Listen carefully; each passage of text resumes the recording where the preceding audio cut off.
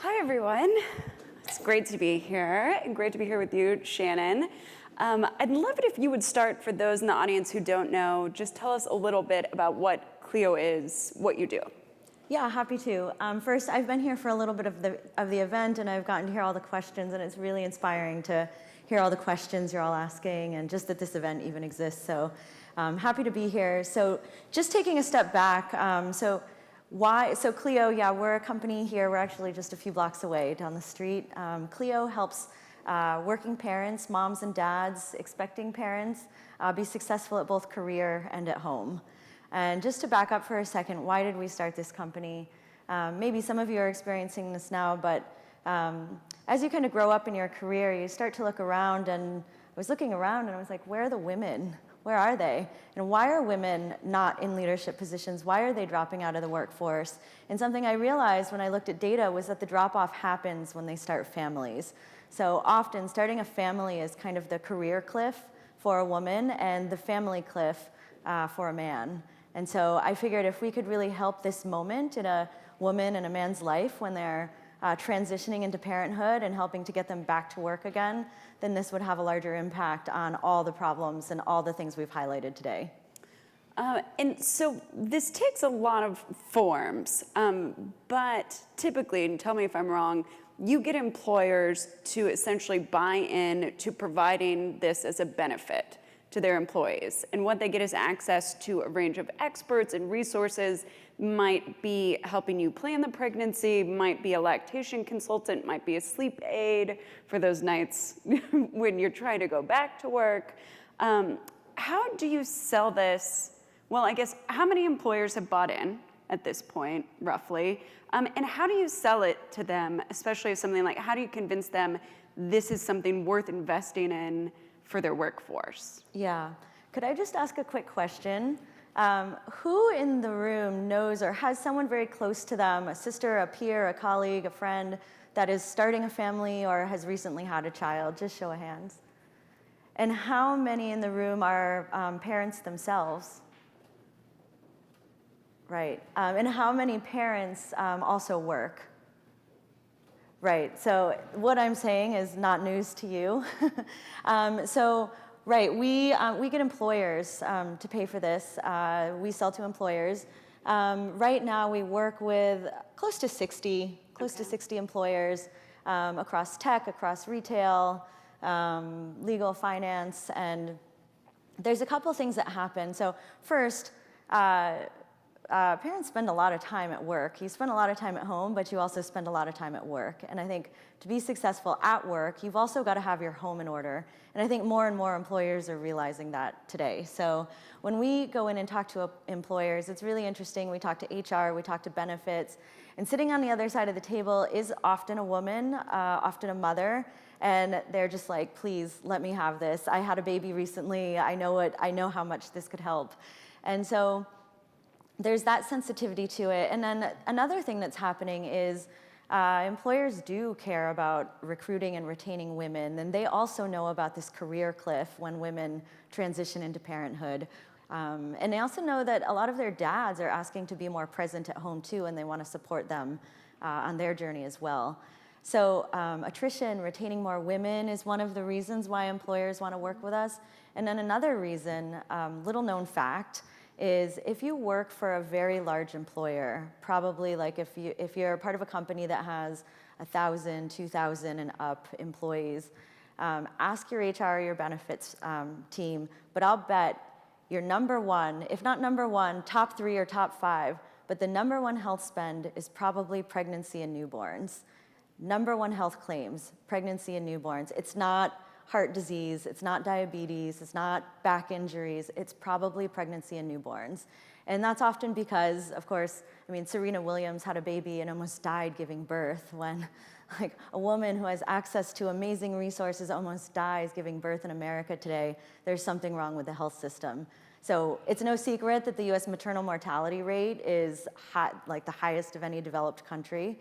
And so employers often bear the cost of that. And so that's another reason why employers want to work with us. But it is because they want to help women, parents have healthier pregnancies. So they can bring those costs down. Yeah, because it costs them a lot of money. Yeah, so how much ends up being, that sympathetic person who runs HR who's like, morally, this is the right thing to do, right? This day and age, we should be supporting women in every way we can, versus it being the business case of like, this is about the bottom line for the company? It's mostly the former, the first reason you said. A lot of employers we talk to, I'm really inspired. I mean, I was talking to an employer the other day.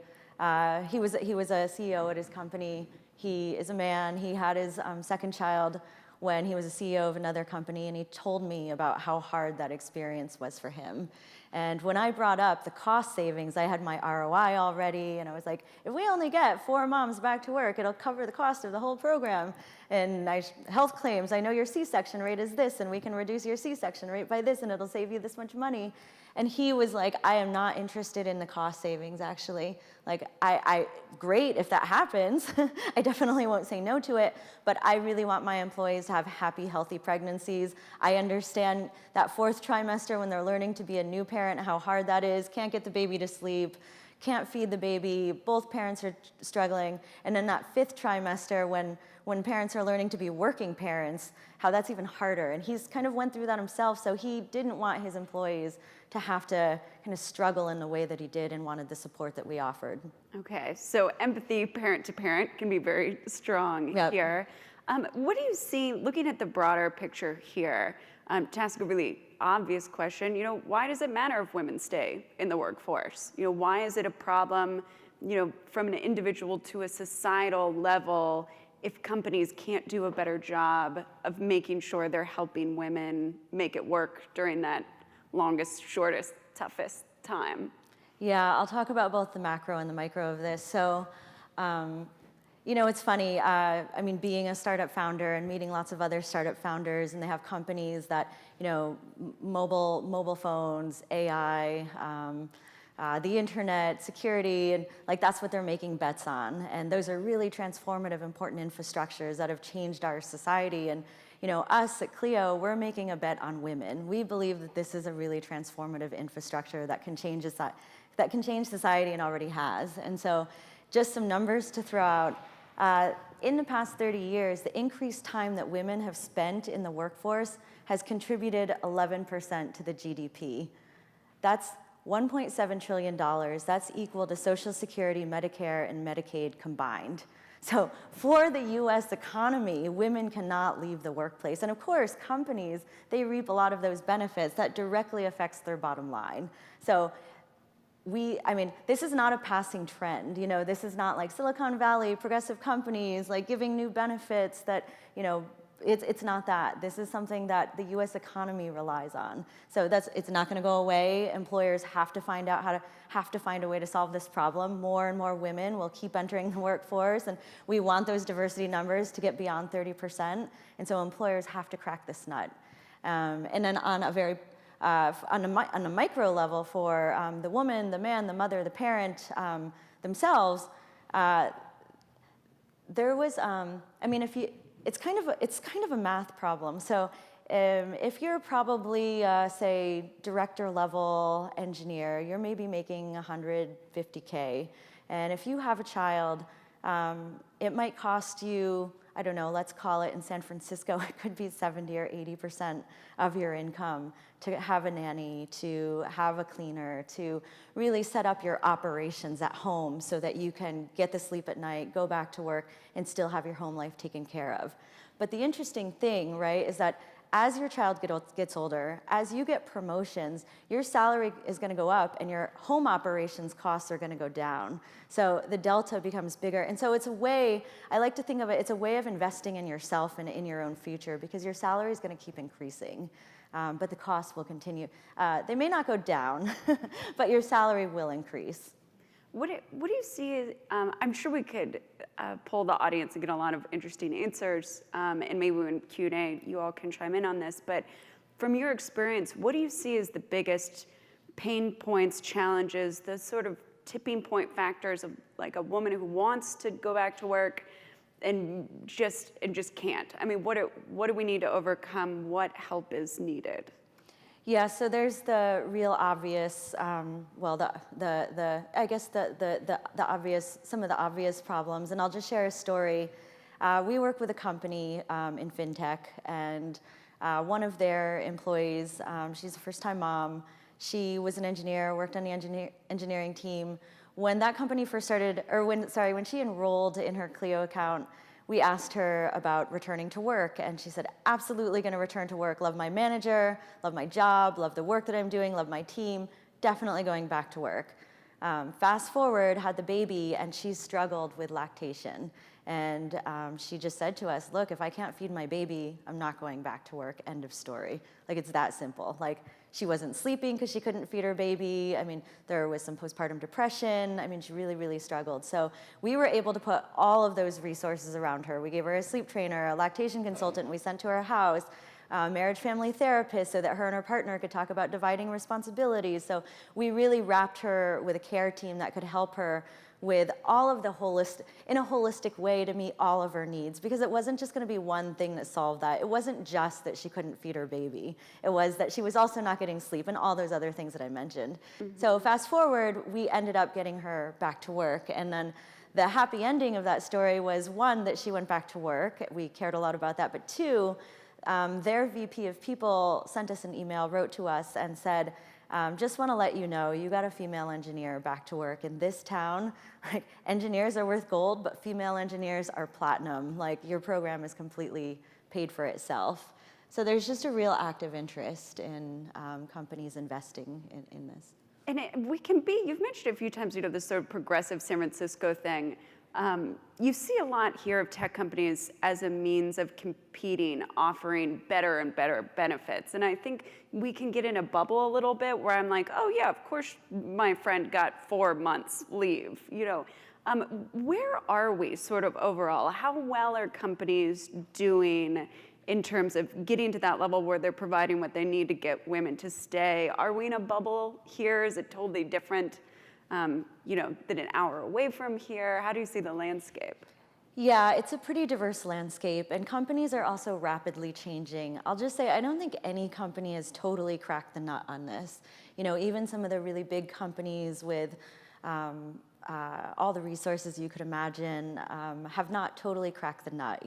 On-site childcare, very important, but there's always massive wait lists, and you can't get into the on-site childcare. Or there's breast milk shipping companies that are helping employers. There's nanny share companies. There's all kinds of different companies, and definitely in Silicon Valley, I think there is a willingness to want to solve this problem. Maybe it's that Silicon Valley is more vocal, but I'll say that I talked to companies. I talked to a trucking company the other day that reached out to us. They manage a distributed team of truckers, and they reached out because, they definitely have high health claims costs because their employees are populations that don't necessarily have healthy behavior, so they do have some of those high health claims, maybe even more than the companies in Silicon Valley. But they reached out, and absolutely, they are wanting to solve this problem too. So I don't think anyone has totally solved it.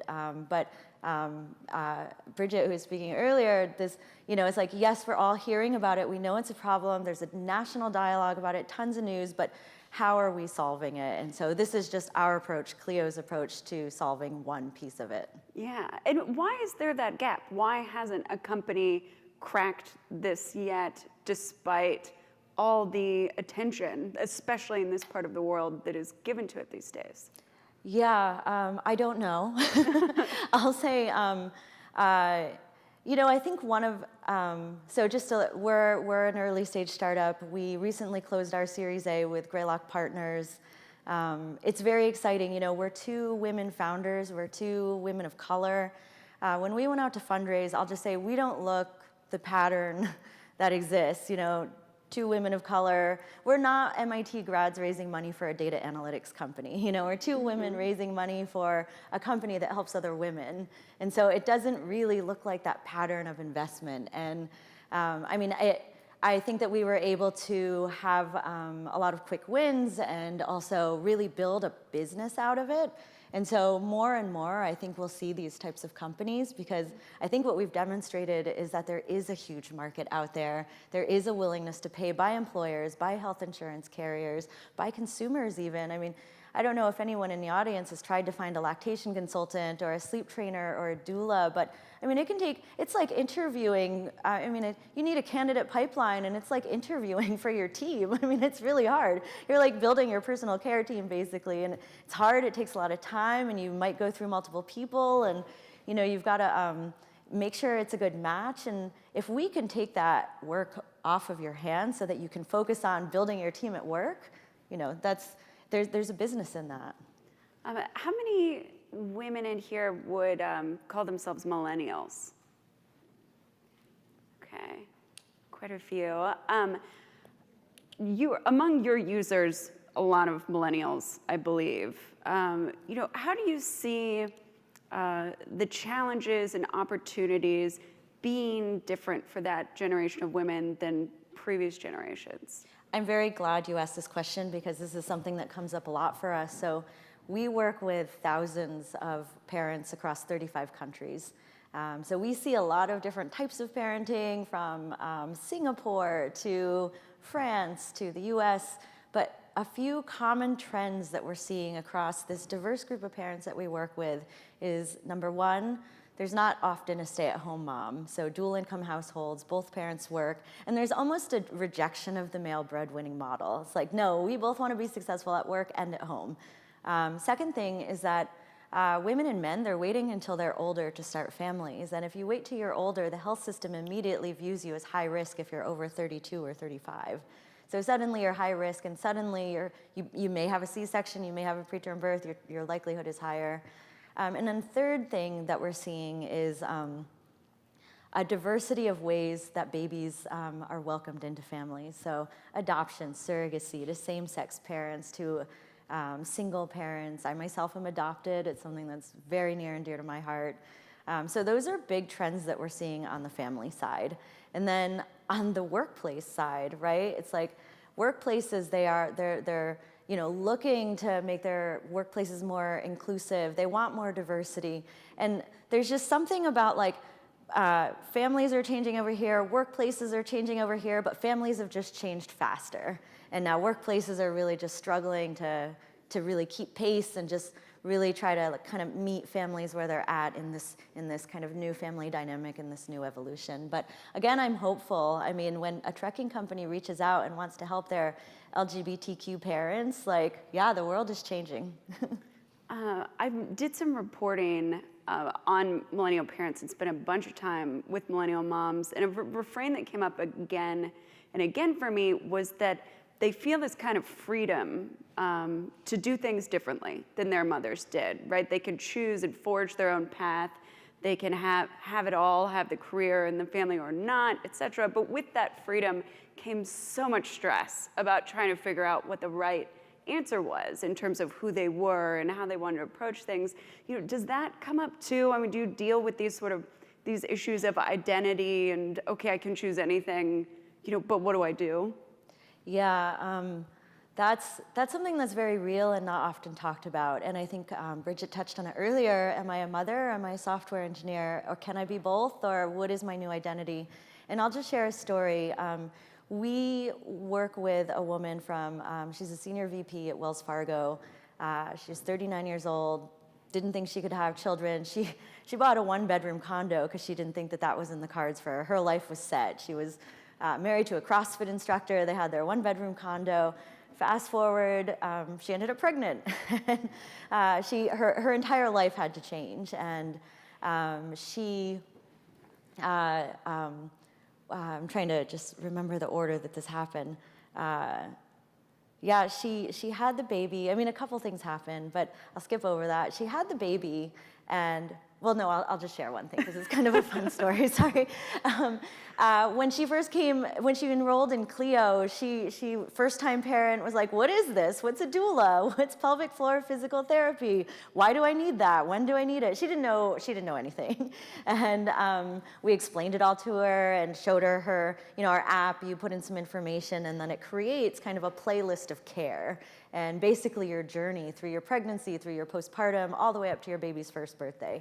And so she went home and showed her partner and was like, "Look at all this stuff that I'm getting. Like, how cool is this?" And like, it's like I have my own personal care team, or like I'm training for the Olympics and I've got like coaches all around me helping me like condition and get ready. And her husband was like, "What, like, why would you need all this stuff? Like, my mom had 3 kids and she didn't need any of this stuff. Like, she was totally fine." And she told me that they had this conversation at dinner and jaw drop, and she wanted to throw her glass of wine at her husband. And was like, "Are you kidding? Your mom was a stay-at-home mom. She was not a senior VP at a bank. Like, of course I need this support if I'm going to be successful at this." And so fast forward, they had the baby, and she was sitting, we caught up, had a coffee after, a few months after she had her baby, and she was telling me that shortly after she was sitting outside and had her baby on her lap, and a man walked past her and he had a camera and he said, "You are just such a beautiful mother. Would you mind if I took your photo?" And she looked up at him and she said, "Are you kidding me? I haven't worked this hard in my entire life to be called a mother. I'm a VP. Like, do you not know that?" I just felt heartbroken for her. I mean, it is this new identity that you have to take on, that there's shame and there's guilt and there's frustration, and you can't talk to your OBGYN or your pediatrician about this. You can't talk to your mother, your sister. I mean, there's just your best friends, there's just judgment that happens left, right, and center. And so a lot of the moms that we work with, I kind of get to hear about this firsthand from them. And it's one of the things that, it's just that we need to talk about it more. We need to make it okay for women to just talk about kind of the identity, the shift in identity, and how hard that can be, that transition. Because it's not just transitioning your work and home life, but you, yourself, and your identity. And that means something, and it's not often talked about, sadly. There can be a lot of that pressure to do things yourself, do it without the help, intuitively know, as if women have a baby and then they suddenly understand, all the intricacies of biology in their body and lactating in a way, just by osmosis.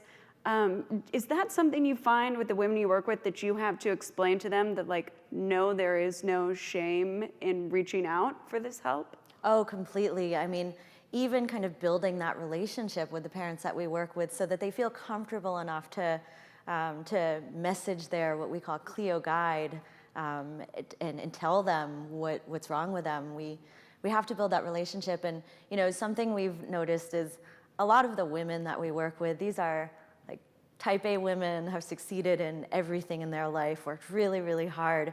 And when they can't figure out how to breastfeed, they think like, this is like such a human nature thing. What's wrong with me? Why can't I figure this out? And they think they're doing something wrong. They're wrong. Like, everything's wrong. And it's like, actually, about 98% of the women that we work with can't figure this out. You're actually in the norm. And so just getting everyone to be comfortable to talk about that. Like, who knows how to put their baby to sleep? Like, you probably get, like, after you have the baby, if you're in the hospital, you might get a 15-minute encounter with your lactation consultant. You're probably still woozy from the drugs. You get this baby home and you don't remember any of that. You just, like, made a human. Like, how are you expected to know the next steps or what to do? And so, yeah, you need the care team. Just, like, need the care team. You, I assume, have some dads among your users as well. What do you see in terms of how they either experience or approach these challenges differently than women, on average? Yeah, we work with a lot of dads, and it's often, actually, because we work with a lot of tech companies, and the benefit is offered through the company. And unfortunately, a lot of tech companies, the male to female ratio is definitely skewed male. And so we actually have a lot more dads than moms enrolling on our platform. Oh, really? Yeah. So Interesting. often our first point of contact is with dads, and we offer support in terms of we have workshops and we have one-on-one sessions and we have interacting messaging your Cleo guide. So there's different ways that both parents can interact. We get both parents signed up on the platform. And something we encourage is that every family, we want both the birth partner and the supportive partner, dad, to be part of this journey. And so we really encourage both partners to sign up and attend as much of the support or be present for as much of the support as they can. And I'll be honest, something we're seeing is, I mean, dads want to be present. Like, they're so there. We actually, there's a webinar, and I'd be happy to share it around with anyone here. We work with Reddit is one of our customers, and one of their engineers, his name is Greg Taylor. He was a first-time dad. Just that millennial story. Parents lived on the East Coast. Him and his wife were here. They were pretty much alone, first child. They were both ambitious, both worked. And they had a preterm baby, and it was really hard for them, really hard. And so he did a webinar called Startup Dads, 8 Things I Didn't Expect While I Was Expecting. And it's like, yo, dad to dad, like, this is what you need to know. And he talked about things like feeling jealous of the baby because the baby had so much time with his wife and he'd no longer had time. And so it was amazing to see this dad really coming forward and just, talking about some of those hard things that are the less obvious things. And then just a couple weeks ago, actually, we had a family, mom was giving birth, and dad was just basically giving us like a real-time update, like live updating with his Lucy guide, or his tweet. We used to be called Lucy, so I still make that mistake. But his Cleo guide, just like a play-by-play, like, okay, contractions are this much. What do we do now? And it was like amazing. We were just getting to see this birth happen through this messaging from this dad. And even things like lactation, we get messages from dads, and they're like, my partner, like, her nipples are chafed, she's in a lot of pain, what can I do to help her? And we're like, pillows, find some pillows. And, just like, dads really want to help, they really want to be present. I think Pew Research did a study that said like 57% of dads feel that fatherhood is central to their identity. And just to put that into context, that's only 1% less than moms. The study showed that only 58% of moms feel that motherhood is central to her identity. So, it is about this balance and, helping both partners be successful at both work and home. And I think we've heard today, and we hear a lot of companies talking about parity in the workplace, like, gotta find parity, workplace parity. But we just believe you're not going to have parity in the workplace if you don't have parity at home. Like, we've got to find a way to keep both partners engaged.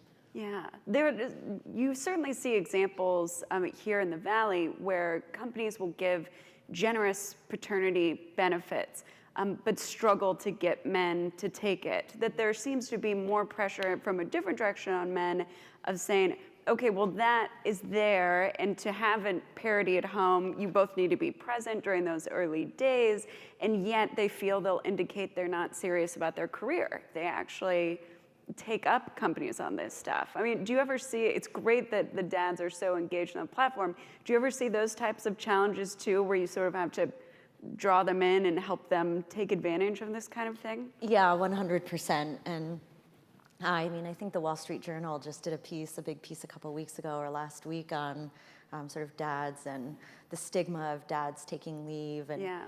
I think that leadership needs to set the example. And, the other fortunate thing is that a lot of leadership is men. And so, really encouraging your leadership. I mean, all of us in the room who work for these companies, if someone on the leadership team has a baby, speaking up and encouraging them to take their leave because it sets the example for all the other men. And it also does this other thing where, this idea of like maternity leave, 16 weeks, paternity leave, like 4 weeks or 8 weeks. This is just kind of reinforcing these old norms of like, okay, that means mom stays at home with the child and dad will go back to work. And that's just, neither parent, I think, wants that. And so I think it's really, it's up to leadership, but it's also, I think, up to us and all of us who care about this topic. I mean, we've got to communicate.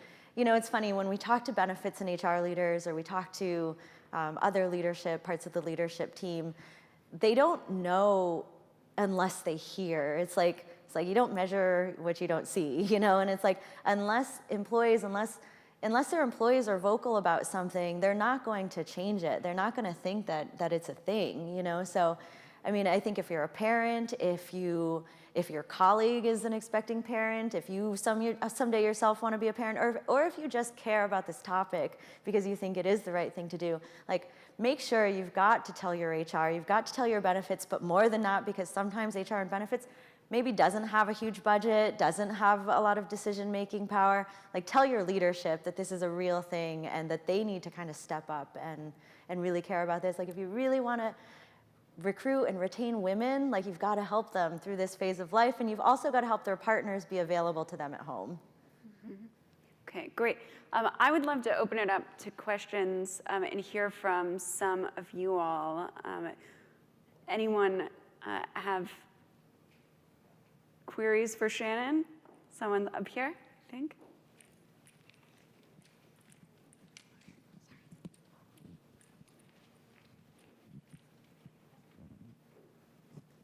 Hi, I'm from Austria. I just moved here a year and a half ago, and I'm expecting, and in a very, very drastically different culture and support system than that I come from. And one of the things that I find hard about the system here is, there are many, but one of them is that your job is not guaranteed if you don't stick to the structure of the 3 months maternity leave or 4 months, whatever it is that you get, which is ridiculously a shocking small amount to me. Where I'm from, it's up to 3 years. Is there any discussion taking place about that? Like, if a parent that you support doesn't want to be part of that mold of, I'll come back after the 3 months or the 4 months, that they still keep their job? I think it's just, like, I love my job, and like, I find that to be a really hard aspect of this system. Yeah, so European countries, it's like a year, like 12 months to 3 years of job protection. A lot of that is paid leave. It's just amazing. In France, pelvic floor physical therapy is standard practice of care. Like, you just get it. Like, it's just included. Yeah, I mean, in, I think, England, you're just given a midwife and a lactation consultant. You get to go home with this. And so America, US is like really far behind. There's not a federal paid parental leave policy, which is, I think, the biggest challenge. There is protection. There is job protection with things like FMLA. But, make sure you just ask your company's policy, figure out what the state level policy is, and flex time is something that we're seeing more and more companies do, which is a way to kind of ease back in and transition. So definitely reach out to your HR and figure out what your company policy is. And then, are you in California? Yeah. Yeah. California has probably the most generous family benefits and support of any state in the US. So there's SDI, it's called, which is basically disability. So you can get time and some cost recovery with that. But it's interesting in, of course, California, if pregnancy legally from kind of a state level perspective in terms of policy making is actually considered a disability. It's really interesting. That does not feel empowering. No. At all. And I heard this story, just to share another story. So interestingly, I have this company that helps women and men start families and bring them into the world. But interesting, a lot of CEOs of at least publicly traded companies are not protected under FMLA. So CEOs, partners, things like that are not protected under the federal policy. And so, and that's because, you know, if you're running a public company and you're classified as disabled because of this classification, what is your ability to run this company? It's just awful. Everything about it is terrible. To piggyback on that just quickly, in your view, why is America so far behind other countries when it comes to care for working parents? I don't know. This has been, there's actually a lot of advocacy groups that we partner with. There's Paid US, and there's a number of organizations fighting for this. And just an interesting piece of history, I'm probably going to tell this story not totally correct, but it's in this book by Heather Boushey, who was Hillary Clinton's chief economist for her campaign. And she talks a lot, she's an economist, she talks a lot about the family as an economic unit, which not many economists talk about that economic unit. So really, really fascinating work. She has great videos on YouTube, and she has a book, I think, called Time Out is the name. And she cites this piece of history, I think it was Nixon, in around the 70s, there was actually a piece of legislation at the federal level that would have mandated child care centers across the US that were going to be government funded. It actually got pulled because Pat Buchanan got involved, and I mean, it basically got pulled, but we could imagine that if that went through, how transformative that would be, and what a different world we would live in now, because I think everyone, like, child care is such a pain point, but it got pulled. So, you know, I think there's been so many efforts and there's a lot of advocacy around it, but there needs to be a lot more. You know, anyone who just cares about women succeeding at work and at home, I think, needs to care about this. And it's not just a woman problem, it's definitely a man problem too. And so, I mean, I think, like, more advocacy, more conversation about it, more dialogue. And companies setting new norms. Yeah. If the government's not going to do it, the private sector often can help. That's exactly what's happening now. I mean, nobody, I think, is holding their breath waiting for this administration to step up with a federal leave policy. And a lot of companies are, which is another reason why it's a pretty inspiring landscape. Yeah. Other questions out there? I think I saw at least one other hand. Sarah? Okay, what about for a new startup who wants to be competitive and set the right tone and be progressive, but just financially just doesn't make sense to be as competitive as other Silicon Valley companies? What are some other innovative solutions that might fit the budget that would make sense and still be competitive in our own way? Yeah, that's, I definitely, I don't want to downplay that. We're an early stage startup, and actually when we were about 10 people, we had 3 expecting parents. So 1/3 of our company was going on leave. I was definitely confronted firsthand with, uh-oh, how do I deal with this? I mean, this is something we obviously care about, but how do we make the economics work? And what we ended up doing, I mean, we did a lot of research and we tried to talk to we were at the time seed stage, like, what are other companies doing at this stage? And nobody had a good policy. And the San Francisco ordinance, the state of California, the federal level, no one required us to do anything, but we did want to do something. And so, you know, what I would say is the cost to replace an employee is so much higher than probably covering, I mean, we couldn't offer 6 months, you know, we couldn't offer 16 weeks even. What we did was we did 8 weeks of total paid leave, go do it, plus the SDI, in addition to flex time as much as you need. And we have a pretty flexible policy. In fact, one of our mothers, she had her baby about a year ago, and she still has a flexible work schedule. And what I've heard from parents at our company, because we're about 70% women and maybe 50% parents, what I've heard from them is that the flex time is almost more meaningful than having a long period of time off. And they often say, like, we just want to go and have grown-up conversation again. We're tired of just talking to a baby. So they're kind of excited to start rebalancing their life. So, you know, I think you got to do what's right for you. And something that, you know, we help a lot of companies kind of in that stage where we can't offer the 6 months or the year off. Like, we're not Google, we're not Netflix, we just can't do that yet. But what we think it's not, like time off is not enough, and it's about how do you make that time more meaningful. So, if you have 8 weeks, 12 weeks, like having a lactation consultant and a sleep trainer and someone really helping you in that time versus 6 months where you're trying to navigate that yourself, maybe the delta's not so far off. For those who don't know, can you just explain very briefly how the flex time works? It's up to your company to define it. The way our company, well, it was interesting because we said, yeah, we'll just offer flex time, but then we realized we didn't actually have a shared definition of what flex time was. It was like we all had a different notion about it. So what we finally landed on was basically just get your work done from wherever you need to do it. Just, we have OKRs, hit your goals and do it from wherever you need. And giving our parents that level of flexibility, especially as they're transitioning, we haven't heard anyone ask for anything different.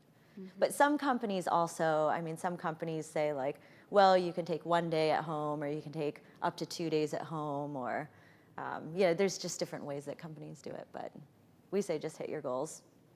Okay, great. Anyone else out there?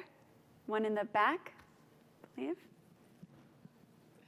Hi, I had a question about what people can do who are inside companies that could help promote some of the things you're talking about. I personally have experienced 2 men in a previous startup who went out on paternity leave. They took 2 weeks, and they were on their computer the whole time too, answering Slack messages, all of the above.